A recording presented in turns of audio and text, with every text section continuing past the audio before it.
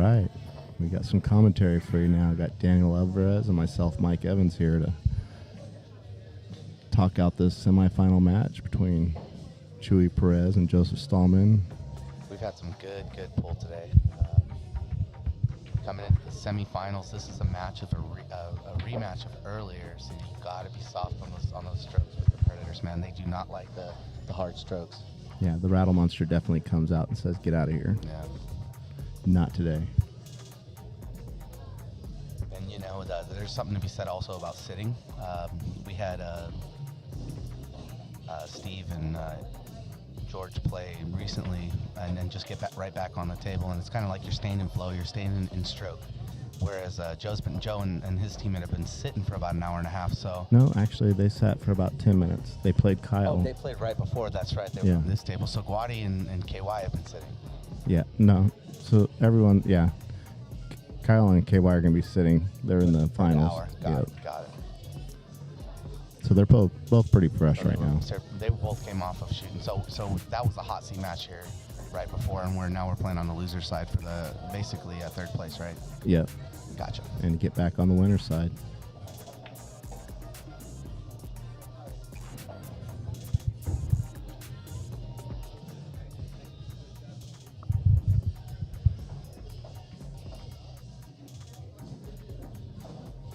Kind of left him odd on this 9-ball here. He's really got to focus in and good shot, good stroke. Oh, cue ball. Think he's good, maybe? Oh, no. no. Just enough. Oh, no. Just enough. Yeah, that shot comes up when you have to get the power not to scratch in the corner with a soft shot, so you put a little something extra on it. And on these Predators, you come off those rails and they're real sharp. They're real live rails, so that was a tough one either way. Yeah, these tables roll pretty good, too. So your thoughts on the tournament so far? You played day one out of Breakers. Oh, what a tough tourney, man. I feel like, I know you were over here at Corner Pocket. I was at Breakers. I felt like that was a maelstrom over there. Just a bunch of vipers in a pit just shooting at each other. It was crazy, man. A lot of solid players and a lot of lower players stepping up. It wasn't just that, like, the high level players were carrying the lower players. A lot of the lower level players were actually, hill matches, getting the wins, which was, cool. We played Ed and David Blake for our final match, but they got there after actually playing and David winning to get a hill match with his partner, and then they actually lost that match. So the lower level player played Ed Grag and took him out. It was a great match. So you had a lot of that this weekend. It wasn't just, the higher level players, showing who they are, but also the lower level players stepping up. I think that's great about the tournament. Yeah, there's a lot of tough teams in this tournament, and even some of the teams are like, maybe not too tough. No, they're still tough. No, there's no gimmies. Well, I'll tell you, Stanley and Keith surprised a lot of people. We played them first. We lost that match 7-3, and it wasn't for lack of shooting, man. They were on it. Stanley had on that valley table over Breakers really had good cue ball control and good command of the table, and it really, all Keith had to do was make his balls, which he did all weekend long. I showed them when they getting here. I think they finished 5th, 6th on this tournament. Yep, they took me and James out, actually, in the first round on the loser side. So. Yeah, that was a tough match for you guys. You guys almost went hill. James bobbled a 7, he said. Got a bad roll on a ball, and Stanley actually ended up finishing that match out. So that was a tough one, huh? Yeah, in these matches, it's just one ball that makes the difference between winning that rack. So absolutely.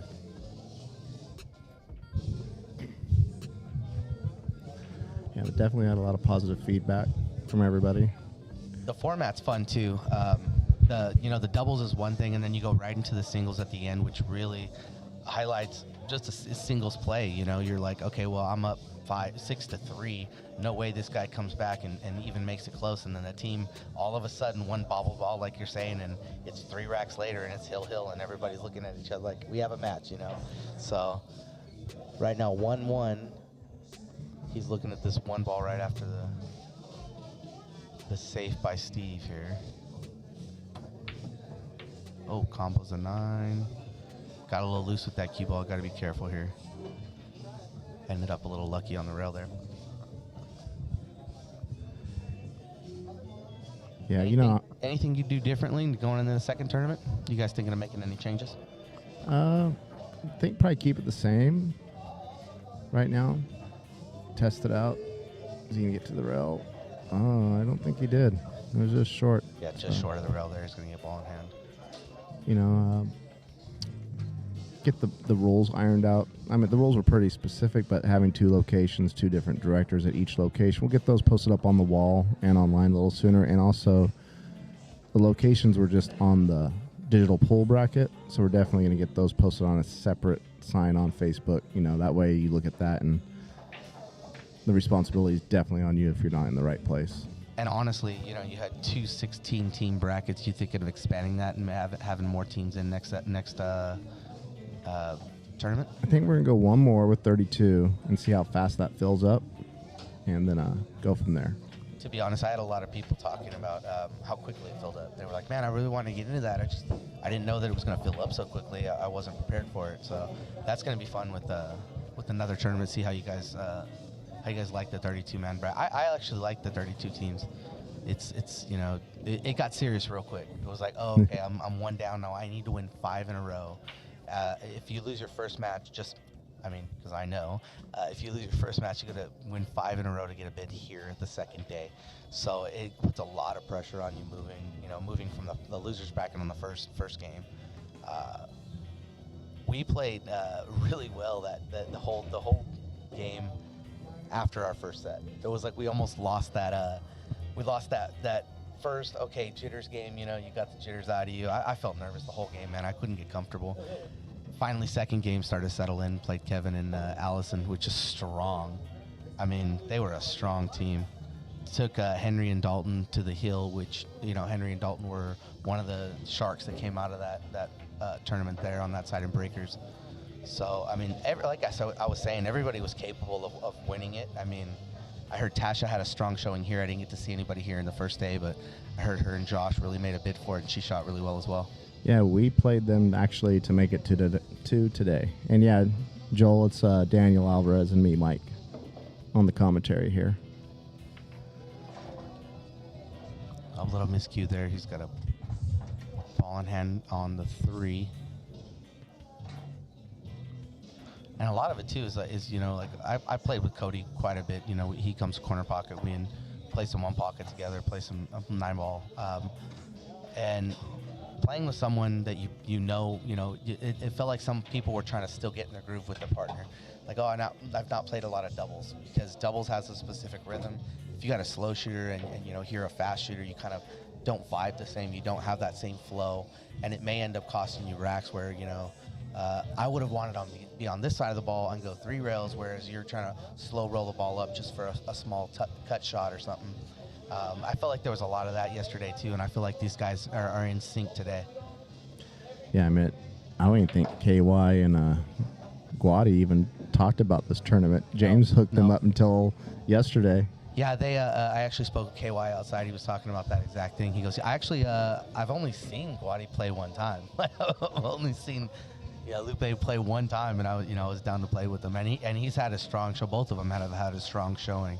How do you feel about going from the Predators to the Diamonds to the Valleys? Do you see an adjustment to them? Are you just kind of like used to doing it because of APA and Dry Cups and all the tournaments? There's definitely, I don't know, you know, it's how fast you want to get through the field.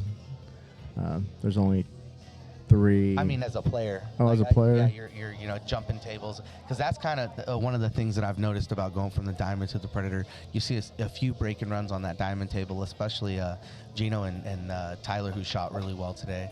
Tyler really had a strong showing today with Gino.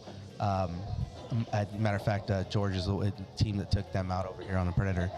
But we saw a lot of break and runs on the Diamonds and a lot of the Valleys, but the Predators seem to be stingy with the good breaks and the rolls where you're not slapping a ball and rattling the pocket. Yeah, no, definitely.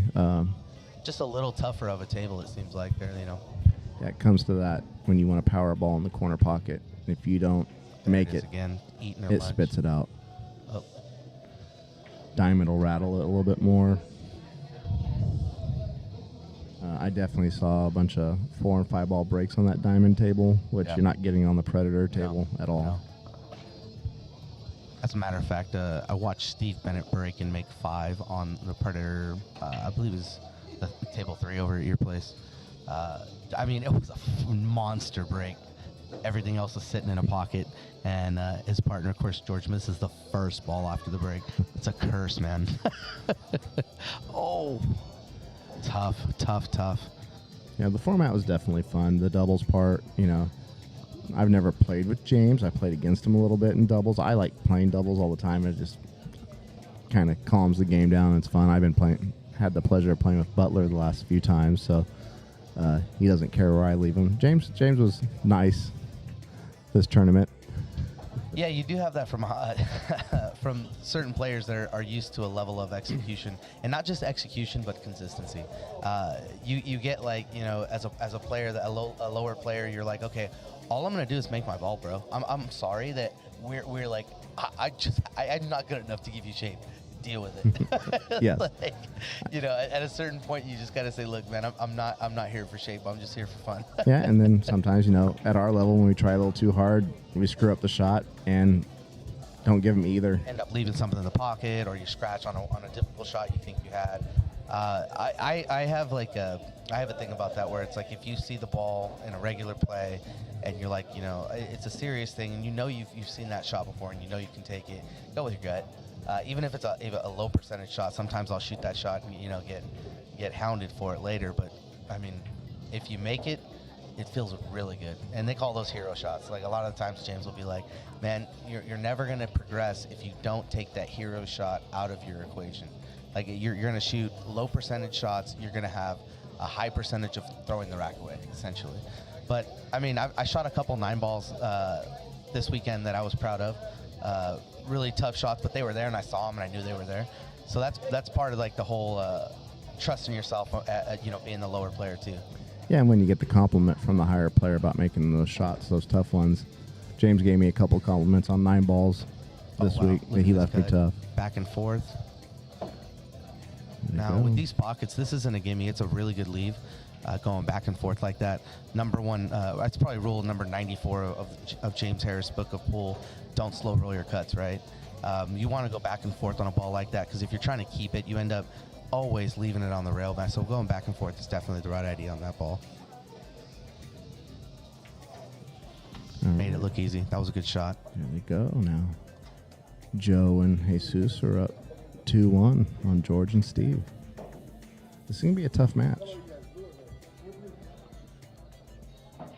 And then the singles part, that actually, I kind of ended up liking the singles in the end.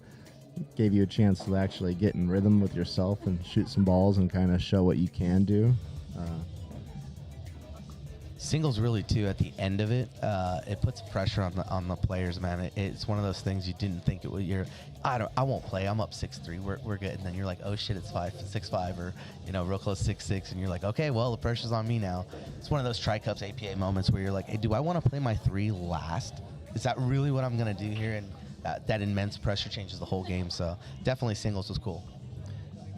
Yeah, definitely, and the strategy behind it, with who's going to play first, who's going to play second, and then those matches swap at the end. It's like, okay, you can end up playing low, high, and then you're low, trying to win it for you, and then you're correct. Exactly. You have that pressure on the lower player. Yeah, that gets a bit difficult later too, where you got to be smart about your put-ups at the end. I mean, that strategy level is once everybody understands the rules a little bit better. I think the first time we were doing this, a lot of the players were kind of like misunderstanding how they were going to switch up at the end.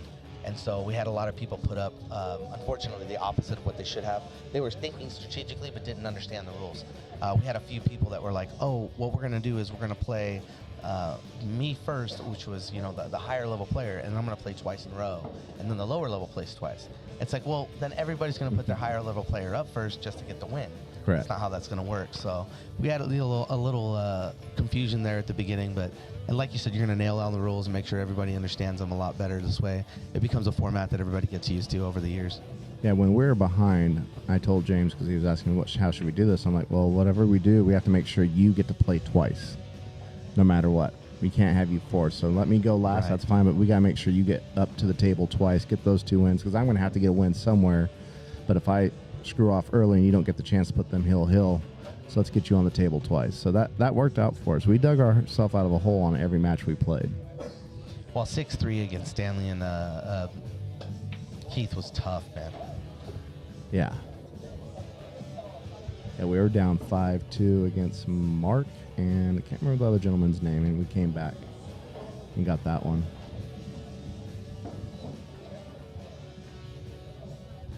Surprised James Harris didn't wave to the camera while he was walking by. All right, we got him on the one ball here. He might just play safe here, roll that ball up a little bit past the two. Oh, he went for the two-way, just enough to keep him safe there.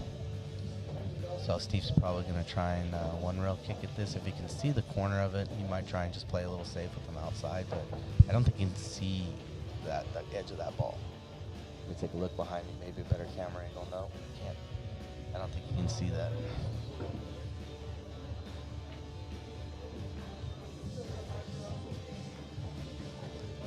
Looks like he's setting up here for a Mass A. He's trying to get on those U2 shorts.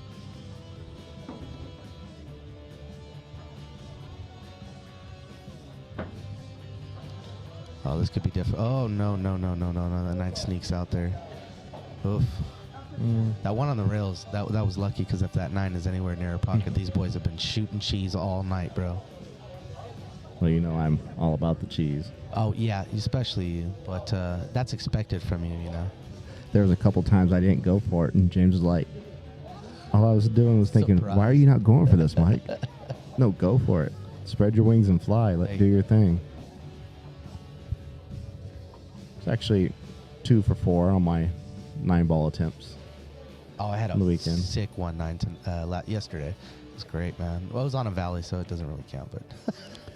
Yeah, I got one for Carlos yesterday against Baylor. That was a great double kiss save. Man, that was nice. He was probably not trying to get that double kiss, but it worked out for him quite well. And even now here, you want to make sure you make contact, because does that one sneak by and go for a 1-9 combo here? Well, you're also thinking 3 foul here. If he splits this up and doesn't push it far enough away, you're thinking, let's just get the game off. Yeah, see, there you go. That was a good hit.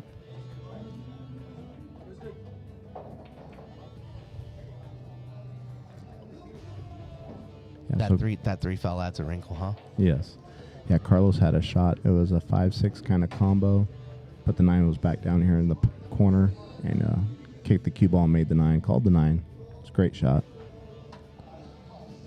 Uh-oh, trouble. Got to watch the back and forth on these, man. I don't know how many times I've seen guys just puzzled about how the cue ball got back to the center pocket on these Predators. Like when it comes off the rail, that dude is live. You know, sometimes you'll get that bigger swing or the bigger bounce rather off the rail, and on a diamond, and it's wide. But these banks so short, you got to be careful. Yeah. Well, and that is the kind of the difference between the valleys and then the diamond and the Predators. Those side pockets are quite a bit bigger, and you can actually be aggressive on these, so the scratches in the sides kind of come into effect more often. Right.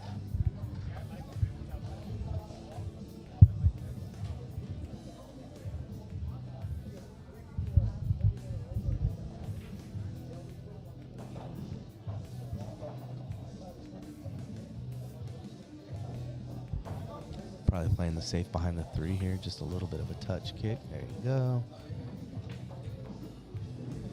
All right, that's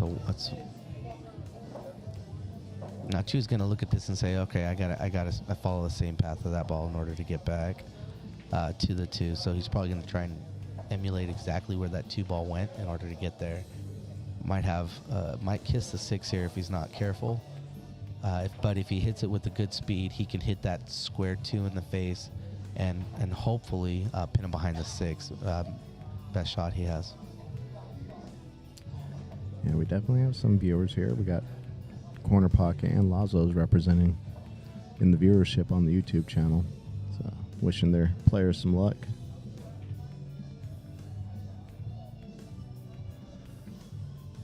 Yeah, no, they want to get as much money as they can, Joel, so they're going to play safe. If it's not there. Puts a little inside on this. He might lose it. Might lose it on the 6 here. Oh, good hit. There you go. Yeah. Oh, almost a little bit of luck as well on that 6 ball going in. That was a good shot. Yeah, you definitely play that long that way if you do get that short rail, it comes back out. I'm the expert of there's only a ball width behind the short rail on the ball, and I get it right behind there and don't even touch it. So, great hit. Now George's going to come up and back, move off that. Perfect. Perfect. Same pocket for that ball. A little bit of forward movement for the 4 in the top right corner. The shot here is going to be the 5-6, and how if you shoot this ball as a combo, you want to make sure that 5 comes off and doesn't shoot away from the cue ball. Oh, he went side pocket for the 4. So same situation here. Once they make this 4, you're going to have that 5-6 combo. If you shoot the 5 into the pocket, what's going to happen is it's going to come off towards the other pocket. And if you're not controlling that cue and not getting a look at it, you could lose the out here because that 7-8 is kind of tough to get to. Let's take a look at how they do this here.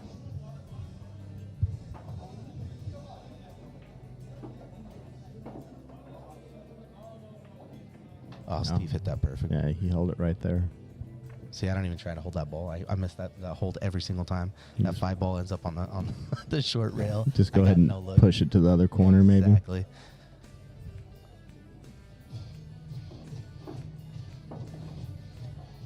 Now this becomes interesting too, because George can't keep this ball for the side pocket unless he puts a ton of outside on that ball, so that when it hits off the rail, it goes opposite English.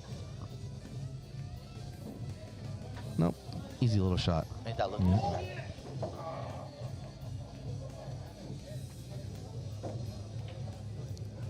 That was a shot of the rack right there. They're nice in line. Just got to come up for the 8 off the 7. These are a little 45, a little off the rail. So now George's going to use 2, almost 3 rails to come out here for the 9 ball.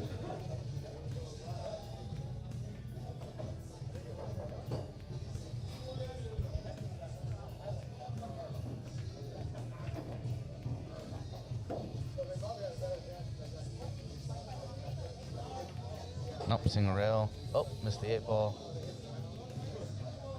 Well, didn't leave it easy. So, well, and what you got to keep in mind here on the Predator tables. What you got to keep in mind here on the Predator tables is these long rail banks seem to be tougher. You'll see guys line up for a ball that they're confident in making with the bank, and here it seems like a lower percentage shot.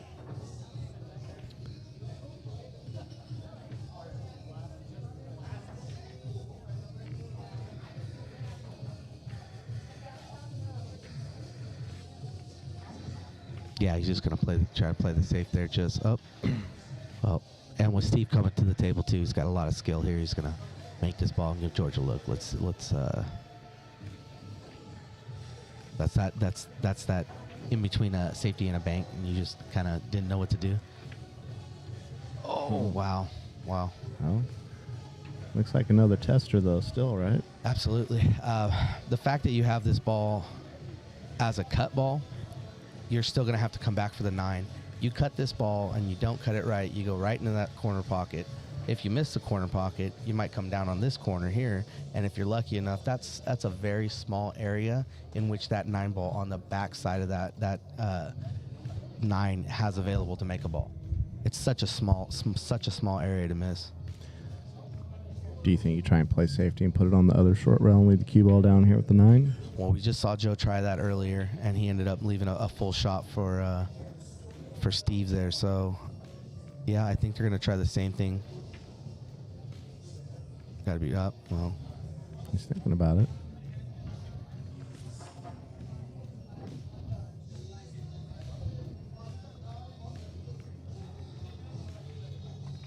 There he goes for just it. cut that ball. No, there it is. Talked about that it. Unlucky that that exact thing. Right in that corner, because you got to put that little bit of spin on it to help with that shot. We just talked about that hero shot. You thought you had that one. You knew you know that shot. And you come at it with everything you got, and you end up empty-handed. It happens sometimes, you know. It's part of pool. Oops. You accidentally put the wrong score up there. It's 2-2. Sorry about that. You got these fat thumbs. So right now we have a 2-2 race. We have, what do we have, 5 more 9-ball matches? Or sorry, doubles matches. Yep.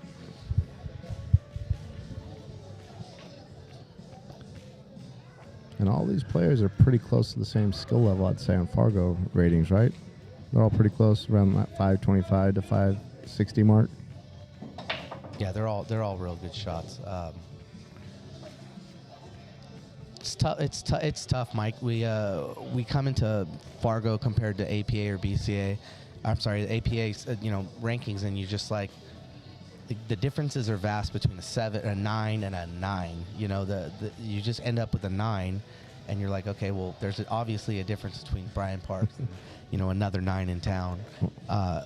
And when you include Fargo with these tournaments, it really helps to kind of even the playing field and kind of be like, all right, guys, like, where are you at, really? Yeah. Yeah, because Bryant Park's in the real world is a 12 in APA.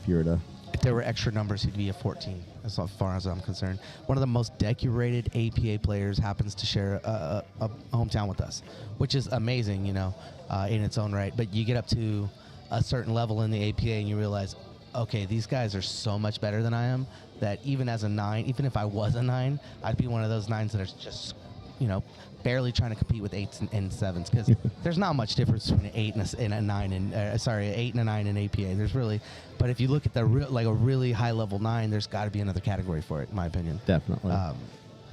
That's just, but it is an amateur pool league, and that's what you got to remember about APA is it's for amateurs. You got guys that, they have full-time jobs. Like I'm an air conditioning technician, and every 8 hours, 10 hours a day, get to come and luckily enough to play pool all night. But most of these guys, if you're a 700 and above, you're probably shooting 8 to 10 hours a day. I mean, that's the reality of getting to that level. It's not just how good you are; it's how often your best game comes up. And that's the difference in pros is their best game comes up more often. Definitely. Oh, that was a deadly save here. And the great thing about Bakersfield right now, we've got a lot of options between APA, BCA, and there's been a lot of tournaments lately. Bakersfield Open coming up in February, and lots of chances to get to Vegas between APA and BCA. And boy, January's done, huh? That was it. That month just flew by. Yeah. Well, it's in Bakersfield right now. We have a lot of good pool going on, and it all stems from the pool halls really being a good place to hang out, even with your friends and your family.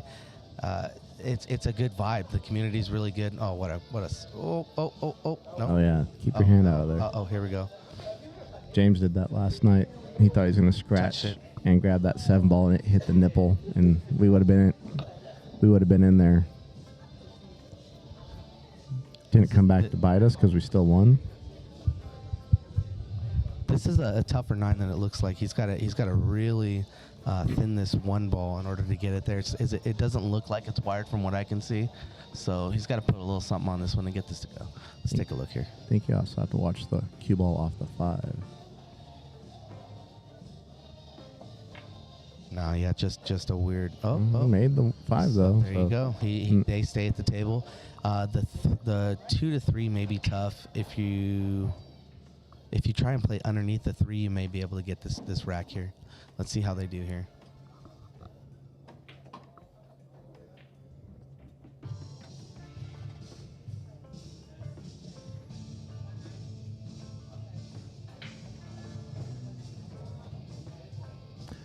Yeah, with the rules of this game, you got to call the 9, but everything else is slop. So if you call the 9 and still make something else, you get to continue. So. Yeah, and that's a tough roll. I think they're calling that the Mike Evans rule, but I'm pretty sure I make the 9 in the pocket I intend 90% of the time. That's a high percentage. I'll give you like 80. This is tough here. He's going to either... this is a preference shot. Either he's trying to play a safe down table, put it behind the 4, or miss the ball completely, which is tough. Is that? Nope. Oh. Nope. We both thought maybe he got that little curve back on. He was trying. On the way back. That's a tough shot. I mean, it's a tough shot to be consistent with, and we may see an early 9 here. Do you like this? No, he's going to play behind the 6. Sorry. Okay. It'd be like if he tries to go for the 9. I thought the run out was there. So. Yeah, I don't think he liked the 3 to 4. And there's a couple ways to look at this. As an early player, a low level player, you come in and you're always told, hey, play this safe whenever you can to try and get ball in hand. But as the game progresses, what you don't want to do is you don't want to give a gentleman that has a good stroke shot back at the table. Sometimes that can backfire. Just there, imagine he kicks that 3 in and he has a perfect look at that 4. It can happen, and it does happen. Yeah. So some of the times you think, oh, yeah, I'm just going to play a little weak safe here. I'm going to push behind this ball and leave him a kick. And that 2-rail kick is just straight in line. It's something he sees every day, and he nails it on you. So there's 2 schools of thought. A little bit of kiss on that 4 ball. Didn't want that. Now George is going to make a bank shot and try and keep this 4 ball for the 6. Let's take a look at this here. This is tough. Oh, what a look. Oh. Just enough. We'll timestamp that one.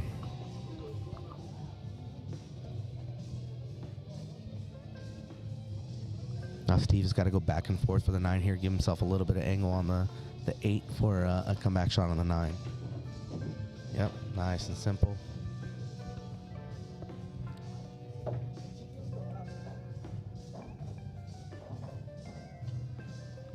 Nine ball's got 6 pockets, so we should be getting good anywhere on the table here. Well, Joel, we need to find you a doubles partner next time then to get in this tournament, so you can show us.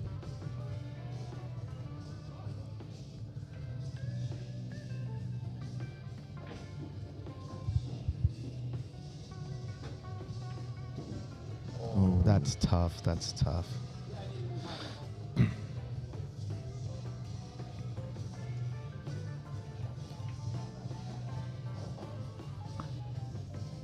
All right, that's now. Here's where the game sits. If Joe makes this ball, that is a tide turning rack right there.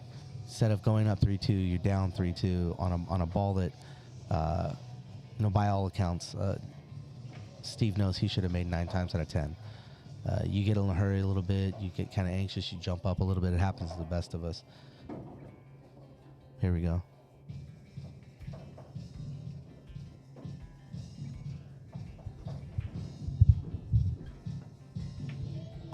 Butter. So now we got a lead change, 3-2. Stallman and Chewy up on Steve Bennett and George Magana in the semifinals match of the Bakersfield Cup 2024. It's our first one. We have James Harris of Corner Pocket Pool Hall and Mike Evans of Breakers Pool Hall here in Bakersfield, California. 2 days. Did that change anything for you, 2 days? Having a 2-day tournament, it's going to be one of your first ones, right? Yeah. Little harder to manage, or you feel like it was super simple going through? It wasn't hard for me to manage because I was over here with James. I was just running the live stream, so we were the most distracted team out of all of them. And honestly, we talked about that earlier. It's like this while playing, James, and you really put yourself in a weird spot, because you'll get people asking questions every 5 minutes, and when you're trying to shoot, I saw Seth kind of hang his head like, dude, I am shooting, bro, get away from me. So that could be tough, right? Yeah, people have to understand when the right time to ask a question is also, because sometimes they're asking questions when it doesn't even matter at that moment. So, there's a little bit of learning curve for everybody. Absolutely. Yeah, we had I remember Tim Hernandez was one time running a tournament, and he's like, listen, if you have a question and I'm shooting, you're definitely not asking me a question until I'm done.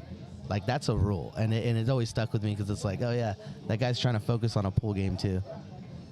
I don't know how people do it, dude. I can't do more than one thing. I have to either like my son's here and I'm focused on my son and my wife, then I'm not playing good pool, and I'm like, I love when they're here, and it's but my mind doesn't do 2 things. I'm not good at that. I don't know how people do it, bro.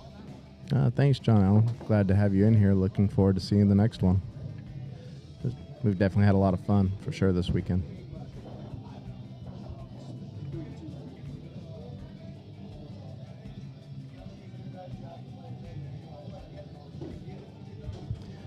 Yeah, no, I find myself getting asked questions all the time. I'm finally had to tell everyone, I'm just the maintenance guy. You're going to talk to Deandra.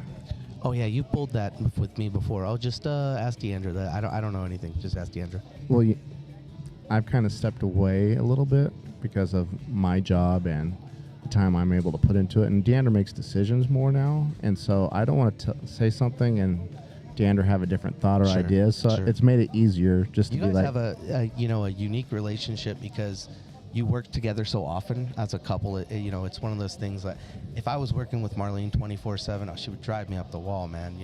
I love her, and that's. But working with your wife is that something that you guys kind of just click together? well, I don't work with my wife. I have a full-time job during the day. Well, all right. So at the end of the day, you go to your collective pool hall because I'm sure you don't get to say it's hers or yours. No, it's hers. Oh, it's her 100%. pool. I'm the 100%. maintenance man. You heard it here first, folks.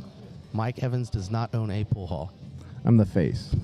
All of a sudden, he's the face.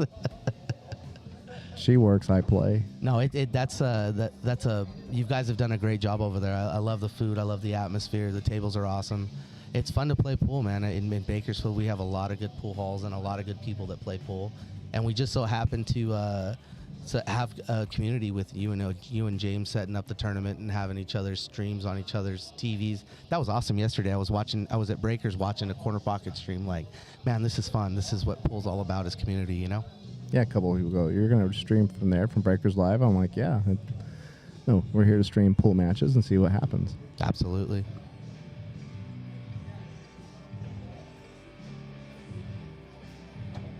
Oh, Steve hit that a little. Oh, he's going to get a little love here. Hold on, let's take a look at this 2-ball and where that goes. So, I mean, you get the love on that ball going in, but the 2-ball, it doesn't have a good look and doesn't really go anywhere. George's going to have some work to do. He'll probably go 2 rails into the bottom side of that, too, unless he can see just the bottom side of it. Yeah, he can. He's going to kick this. 6. Yep, he's going to kick around the 6. Interesting.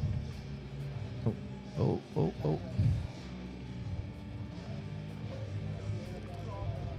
Could be tricky, that 3-5 after the 2 on this one. All right, Daniel, we'll see you back in a little bit.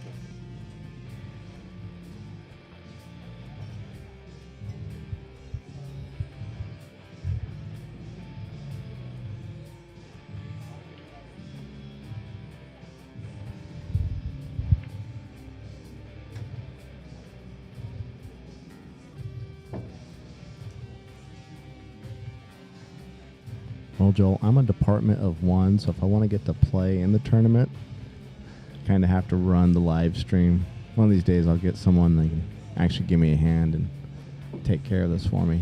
It always seems to be a technical issue on one end. Trying to get notes on there on how to fix that, so when someone else is on the live stream, they can do that. Because it would definitely be nice to be able to just play and not worry about the streaming part.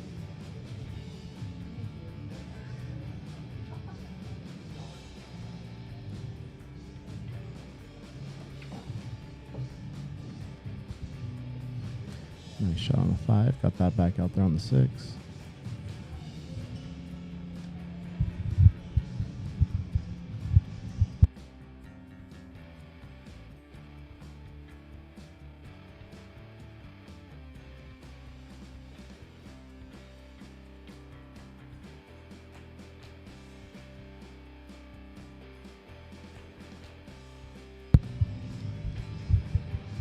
Didn't quite get where he was looking to get on the 7, but... And that's where we are just over there with Steve, and he was like, it's such a hard 6-7 because you have to come out the back side of it. And let's see, this is going to play safe behind the 9. Didn't quite get there. It's a much tougher shot than it looks to get back for that ball because you only have so much of a small... We were talking about windows earlier. If you're at home looking at the stream and you're like, okay, that looked easier, to get to a different way. That's what's so hard about playing the game is you're like, okay, how can I get this cue ball up and over to the next ball? And everybody will have a different path. Like you have pros that'll have the same trajectory. They'll have the same look. And what they're doing is they're looking at the area that is going to give me a viable shot, and they're rolling slowly into that, as opposed to crossing it, which is where that shot ended up. Oh, wow. Ooh. Went for it. It was a 2-way. Sometimes you got to focus on one or the other. He doesn't have much of an angle here, so And remember, these predators, they do not like hard shots, so he's probably just going to roll up and give him a little bit of a look here. He's not going to try and do too much with this. It might spit it back out. There it is. Yeah. You know, you don't want to do too much with that ball, man. Yeah. I did that a few times, but I was on more of the, I just rolled it in and be like, I made my shot. Exactly. Well, you're on the rail, but it's better than that result. We call it taking your medicine. When you're like straight in on a ball, it's like, look, man, at this point, even if I try and get over an inch or two on this ball, it's not worth overall. If you really look at it and you just roll it up, it's like, I'm good enough. I don't need that extra stuff. You just punish yourself with a shot like that. Joe knows he gave one. Oh no, here we go. Even then, now the boys are probably getting a little bit tired, huh? They've been playing all day. They had a rough day yesterday. Yeah.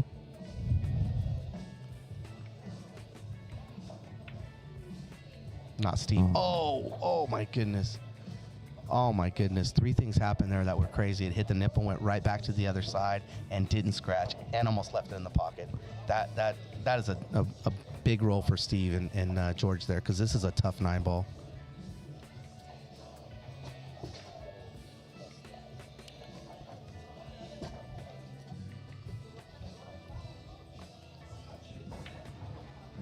Oh, that's tough.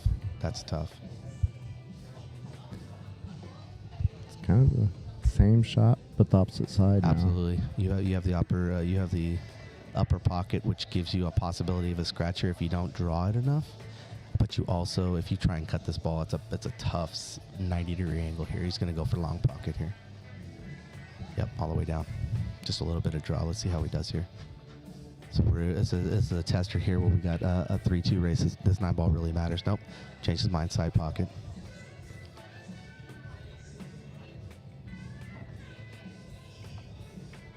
Oh, it's tough. Well, let's look at the leave here, though. Let's look at the leave here. Yeah, and that may have been the benefit of going for that shot. Absolutely. Logan's a little upset They're at going to use George. their timeouts here. George and Logan happen to be mine and Kyle's 9-ball teammates for BCA in Vegas, so that'll be our first time playing 9-ball in BCA in Vegas. So that was a tough 8, and leaving him staunch on the 9 like that's tough.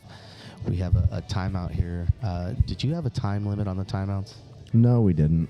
I didn't hear anything about it, and it's one of those things. You know, it's like we had someone give a timeout that was so long I was able to finish 2 beers. It's like, yeah, we didn't put a time limit on it because it's not like it's a 9 giving a 2 a timeout. We're all pretty close. Absolutely. It should be that's what was 30-second conversation. It was kind of really close in skill level. It could any game could have went either way. So I'm going to say Ferris and Tasha were probably the biggest split on teammates, but they kept all theirs short. Tasha shot very well there. That was a tough team to play. No. Oh, he's going to leave that on the rail, isn't he? That was a good shot. That was a very lucky but good shot. I mean, I don't know if he was trying. He was just trying to bank, yeah. It was just a little bit hard. Gave him a good look. It's interesting how... oh, there you go. Almost had a problem there. James coming in as director and just letting them know, hey, you guys are out of rotation here. Are you cutting this ball? Yes. Looks pretty much even on these valleys, man. If you want to cut this ball and you're planning to miss, you want to miss on what we call the pro side. So the bottom nipple as opposed to the top, so it comes back. And he banked it. Hold on. That goes. Gets spotted. No, you really wanted to get spotted. Best case scenario, he's looking at an odd cut ball as opposed to the straight in 9 ball in the corner. Yeah.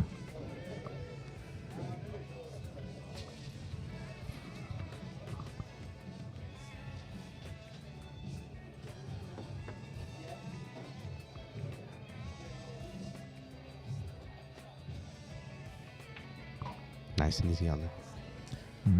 All right, so now we have a 4-2 race. I'm sorry, 4-2 score, race to 7. And we have 2 more games of doubles? Correct. 3. 3 more We'll games. play 9 total. There you go. 9 doubles, 4 singles, if needed. So if George and Steve go on a run here, best they can do is 5-3, which is really like a cool 5-4. 5-4. No, oh, you haven't changed it yet there, so it's 4-2. No, I changed it just now. It's 4-2. 5-4. Oh, you're looking at the screen. The TV. There you go. Can't remember the TV up there is a little behind us. Updated. I gotcha.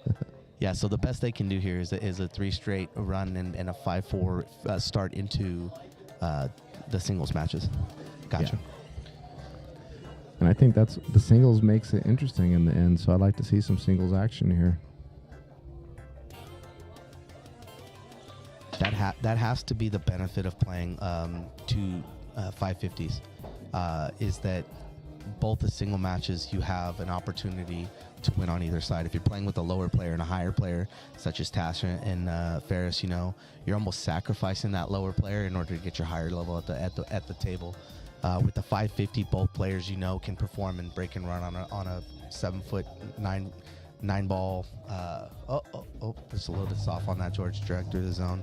A little bit of a deceleration with the cue there. It's okay.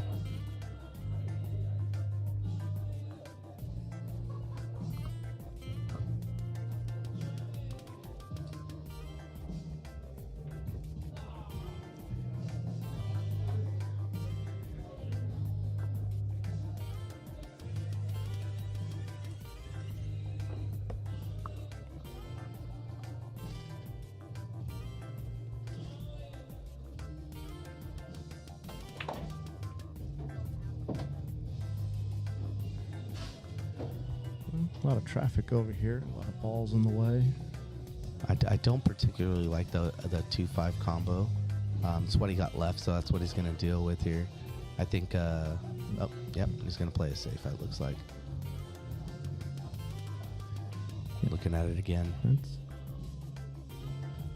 Try hit even less of that 2 ball. Just get behind that 3. Nice shot. Good stroke. You really want to be at a certain level. It's like you get upset with yourself. You're trying to play it safe, and that 3 should be married, and you're a little bit upset, and people look at you. Well, that was a great save. It's like, not with the guy coming to the table. This guy here, you need to bury him behind that 3 ball so he doesn't have a look. Because there it is. Even if you give him a little bit of lane, and now look at what you're shooting at here. Even with a good save, you got to get that ball married up to that 3 ball. So it's such a hard kick for him. Usually what happens to me, I play defense, and then they get out of the defense, and they're just trying to get the hit and get, not leaving it something crazy. But then I ended up even with a harder shot than I had before I started the defense. Do you know what Ed told me about that? Ed Gregg's one of the best players in town, hands down one of the best artists in town. But I go, dude, every single time you kick at a ball, it's like you magically have another ball safe to hide behind. He goes, well, Daniel, if you don't expect that ball to go somewhere and make something crazy happen, then you're not planning the path of the cue ball. He's like, it's not just magic that the ball ends up with a place to go. You have to look at the cue ball and go, what are the odds of this ball having something to hide behind? You don't want to bear kick it. You know what I mean? You want to give something. You want to give magic a chance to happen. Essentially, is what he was telling me. And you're like, Ed, I'm just trying to hit the ball on the kick. You're like, hey, Ed, listen, I just don't want to look stupid and go 5 rails and hit the cue right into the 9, right into the pocket for a 2-9 combo on the kick, man. We're going to call a timeout here. He just wants to figure out what he wants to shoot at. So you're looking at that the 3-5 combo. He's like, I'm asking you, if I shoot this ball and it comes out off the 5, you're going to be kind of weird on this 5. I just want to make sure you're good on the 3 to get back to the 4.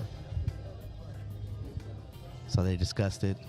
That's the type of talk that you need between 2 players to really get through this rack here, because this is tough. Oh,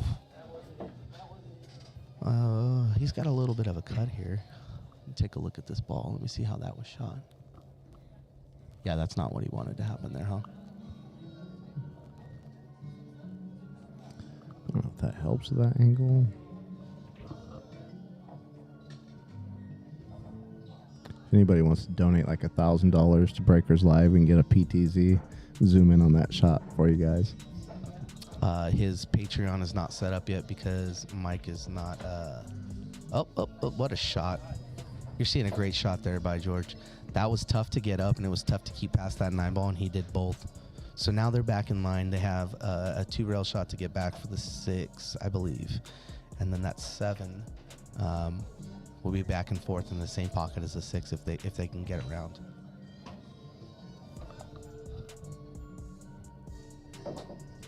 Unless George likes it in the side.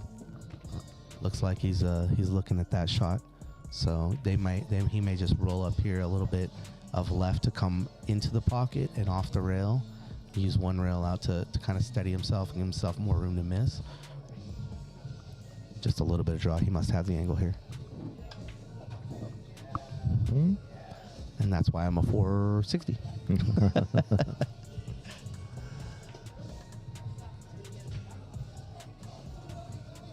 Okay, all he has to do here is make this ball come 2 rails, get back underneath the 8 ball. Let's see how he does.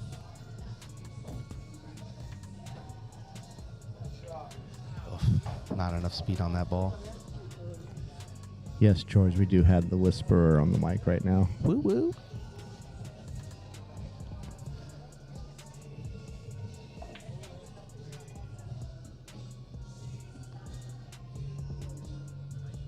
You should definitely make your own logo for that, for sure. Just 2 lips pushed together and an 8 ball coming out.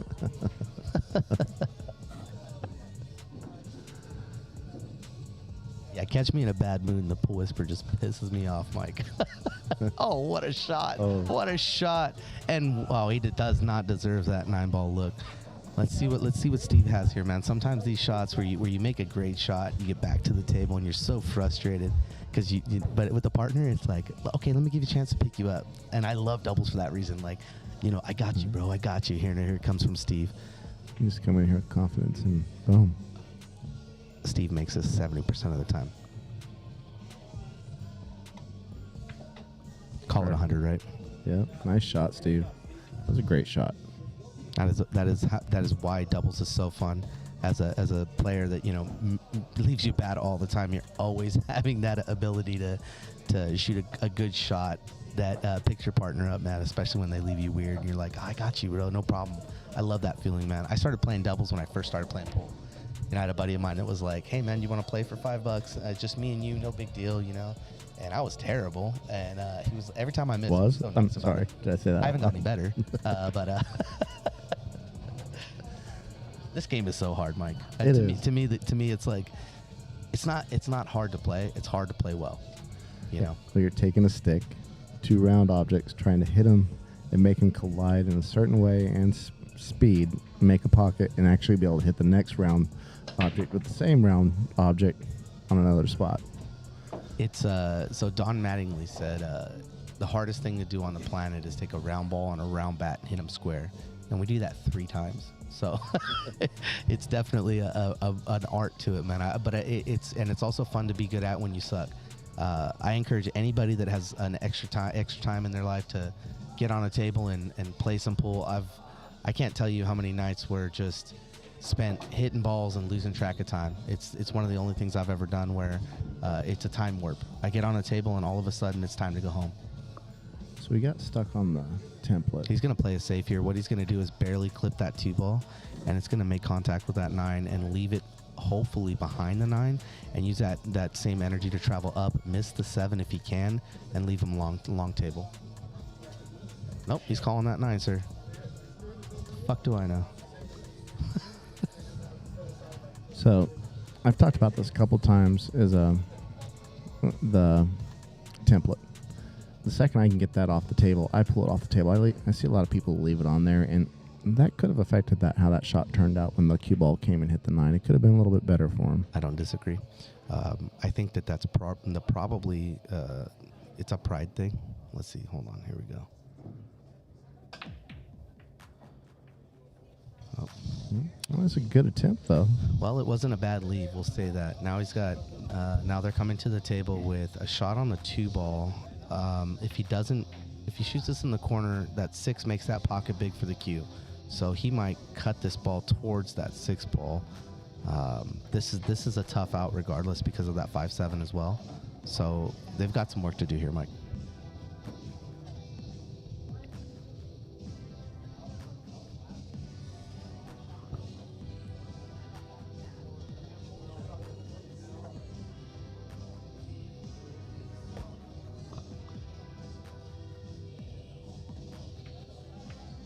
Great shot, Joe.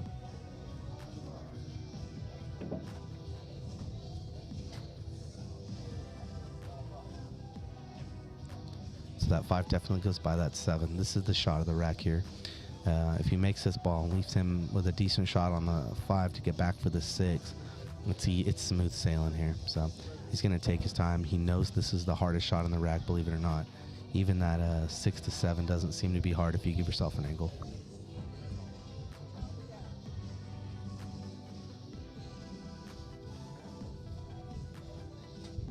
Just thinking about it.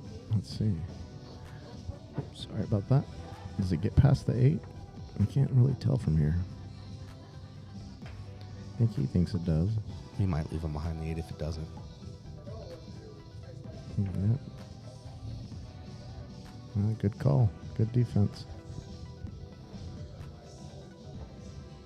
So I think if you try to hit that in the side pocket, you're going to have to kind of send it and go 1, 2, back to the other short rail and get shaped back on the 5 and get lucky. So good play. This is rough here because if you kick at this 4 ball and you kick the back side of that 4 ball, you may end up kicking that 9 right into the pocket.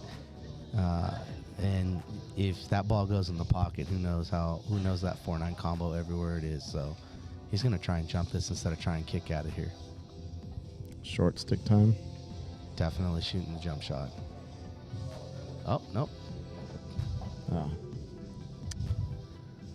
Mike, you had your camera ready to go, bro. Yep.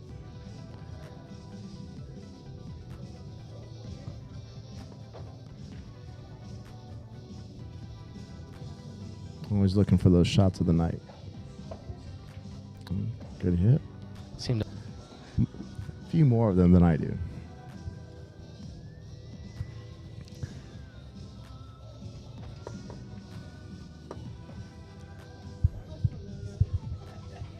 As a matter of fact, if you play pool and you got any great shots on your phones, you send them into me on Breakers, and we'll get you posted up on Breakers Live. Get you on the shorts. Try and get as much content out there as we can. Oh, no, that was an unfortunate kick. Now, again,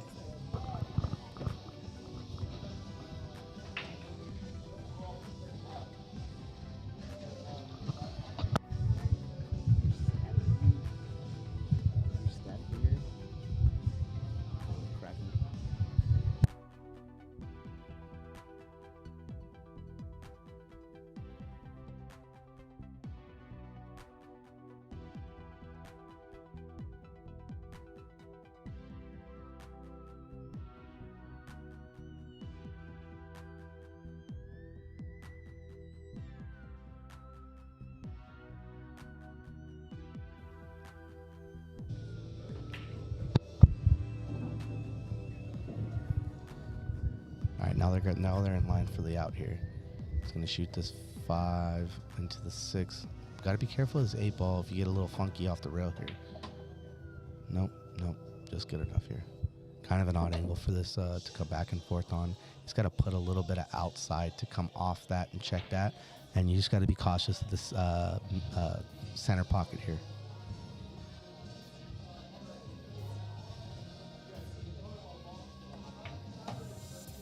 A little bit of a kiss on the 7. Let's see where he ends up with the roll. All right, so this is a bit of a tester for Joe here. 2 reasons. The shot's not easy, first of all. But secondly, you want to be able to give yourself your partner a good ball to come back on the 9 for. And that might prove difficult with this shot here. Let's see what Joe does here.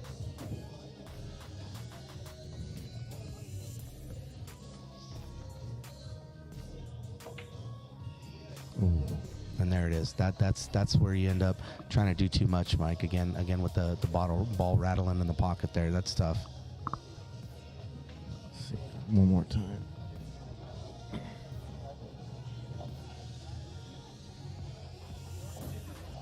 He's trying real hard to come back on that ball with a little bit of draw for the 8 in the side. Yeah, just a little too firm. This is still a tester for Steve-O. He's got to cut and then avoid the scratch. Oh, he put a lot in. So what a good shot that was. That was an interesting use of English if you know anything about the way that ball was traveling, because every time I cut that ball with inside, it goes straight into that corner pocket. He put a little juice on that ball. And then we have a great shot to follow up to get to the 9 here. Steve just kind of an easy 9 for the out.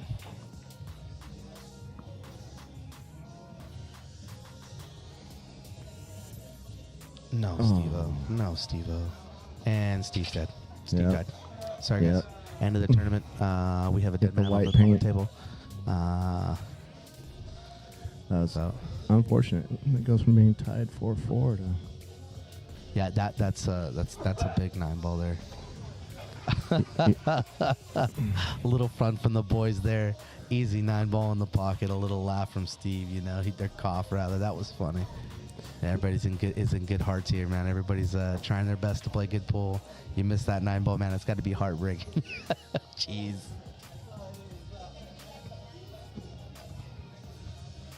O'Sullivan. Don't know an O'Sullivan.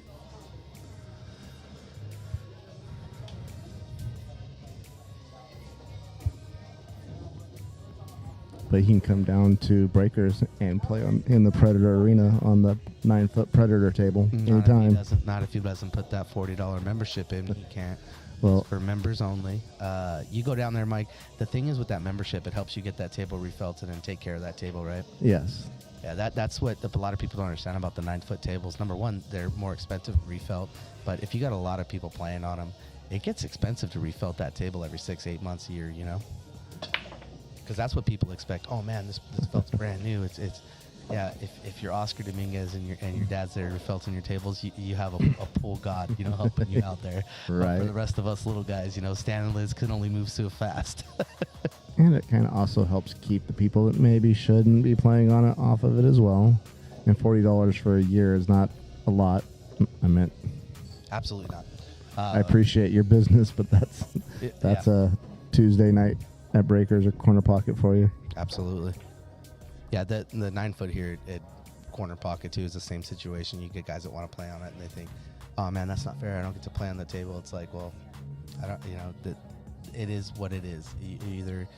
Who wants a stray ball to a jumper on a table to mess the table up, and it's you. It's almost saving yourself from yourself. You know what I mean? You can't even play the same game on that 9-foot table. I don't jump on it. I swear to God, I don't. That would be the last thing I ever did if I put a hole in that table. No, you're not going to put a hole in it. Oh, it definitely would be me.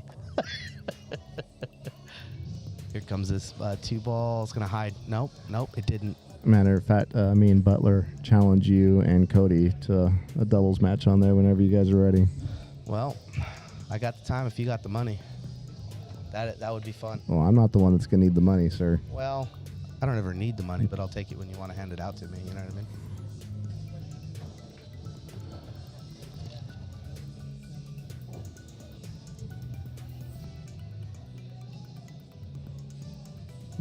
So he must be able to see the edge of this ball here. He's going to try and make this 2 ball and hit it off the 8. Oh, couldn't get the 2.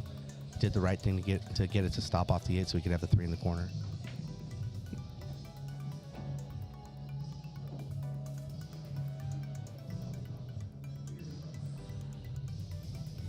Getting a little feisty in the chat over there. Have you heard of Seth Henry? Seth Henry will be going to San Jose to play in his first snooker tournament. Did you hear about that, Daniel? I was privy to the information. Honestly, I would love to get on a 12-foot table and go, holy shit, this thing is huge. It's one of those reality checks for guys that play pool. You got someone in the chat talking about real pool. Honestly, man, if you've ever played snooker, it's a very hard game and a very different game. The games are 2 different games. And I'll give you a good example of what let's just watch him shoot this 9. Still a tough 2. I don't care what you're playing as long as you're having fun. Well, I'll give you an example. So Judd Trump is one of the best snooker players of the recent players, and he comes into the U.S. Open a couple years ago, and everyone is expecting him to smash the field. It's a smaller table, balls are bigger, pockets are bigger. It should be easier for him to win, and he ended up playing Jason Shaw in like the 3rd or 4th round and got absolutely decimated because it's a different game. You're not. I understand that you can make good shots and you can, really hide the ball well, but when it comes to pool, it's a different game. And if you don't play it every day, the top level players, it doesn't matter who you are, you can come in with all that pool skill and you're still going to struggle. Now, if you take Jason Shaw and you put him on a snooker table and say, hey, buddy, let's play some pool with Judd Trump, that's going to be a different story, too. So you got to keep that in mind. It's just a different game, different mentality. Do you ever have trouble going from 8 to 9? I know you have a different, not a problem for you. I don't put that much thought into the pool game itself. I see ball, hit ball, and I have a short memory. That's probably why you're so consistent. I just have to change my whole mentality. We've got a little bit of a safety battle going on here because that 9 has been in play for a couple of rounds.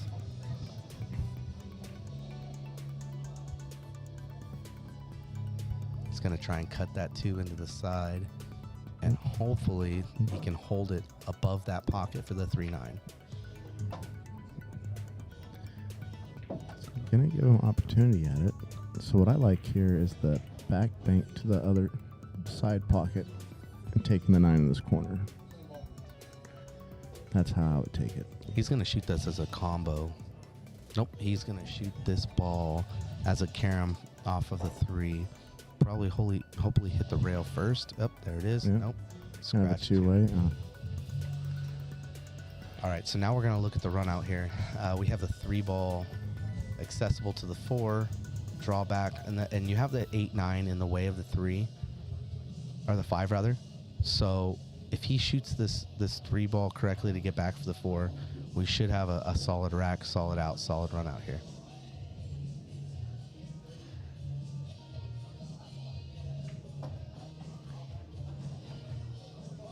Yeah, George and Steve need to get this one going into singles 5-4 rather than 6-3. It's going to make a big difference. Yeah, that's what we were talking about, the possibility of, and the hang 9 really hurt him, bro.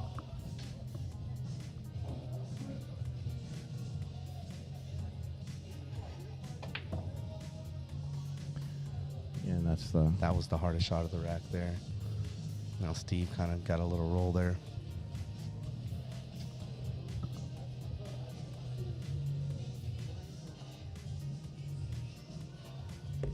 Got friends texting me, cheeseburger, bruh.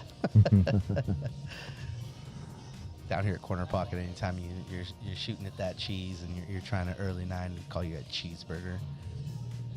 Yeah, it's a 7-foot bar box. I believe these have 4 1/4, or are they 4 1/2? They're 4.5. 4 1/2. Yeah. Inch pockets. Oh, little love there. But You might call that a little love, Mike. I don't think he can make that in the side, and if he does, he will not have a shot on that 5 ball coming back up.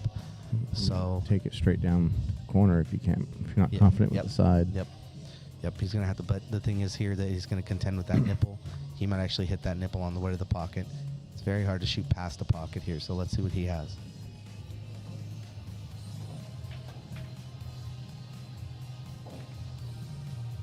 Oh, again. That's going to be ball in hand for them.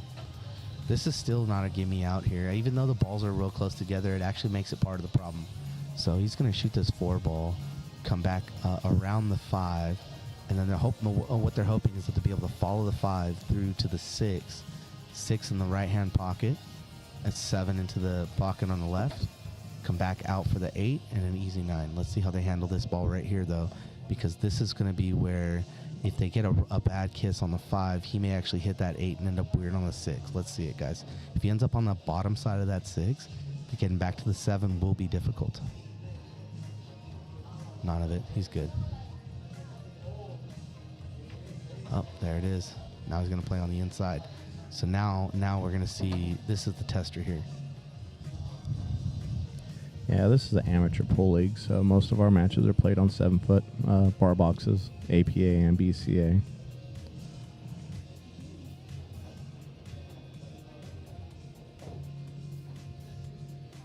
Yeah, he's going to end up playing a safe on this. He's super uncomfortable shooting that to get to the 7. Yeah.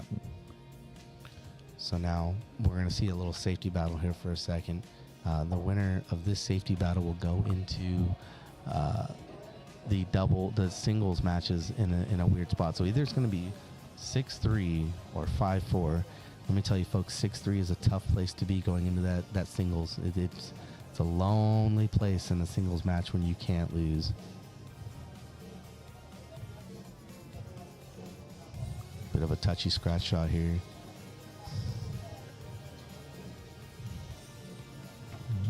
I think he got enough. I think he got just enough. Nice shot.